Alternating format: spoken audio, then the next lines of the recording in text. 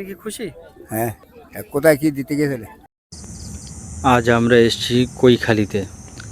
এসে দেখি এক কাকু এই পোস্টারে নিচেই বসে আছে। জিজ্ঞাসা করছি, কাকু কেমন আছেন, কেন এখানে বসে আছেন? উনি বলল, আজ আমি 18 বছর চোখে দেখতে পাই না, তাই এই পোস্টারের নিচেই বসে আছি।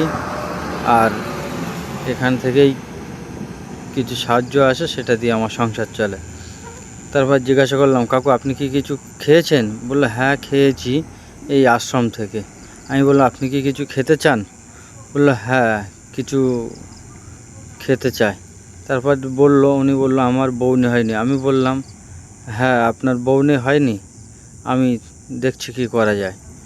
এই বলে বলে আমি ওখান থেকে চলে আসি কাকুর জন্য কিছু টিফিনের ব্যবস্থা করতে। অলরেডি আমাদের রোল রেডি হয়ে গেছে, রোল নিয়ে নিচ্ছি। রোল নেওয়া হয়ে গেছে কাকুর জন্য। অলরেডি চলে এসেছি কাকুর কাছে। কাকু, এটা আপনার রোল আর এটা জল। আজকের 60 টাকা আছে। আপনি কি খুশি? হ্যাঁ। কোথায় কি দিতে গেছিলে? এসে এখানে ভিডিও বানাতে, দেখি আপনি এখানে বসে আছেন, তাই আপনাকে জিজ্ঞাসা করলাম আপনি কিছু খেয়েছেন কিনা। আপনি বললেন আশ্রম থেকে খেয়েছি।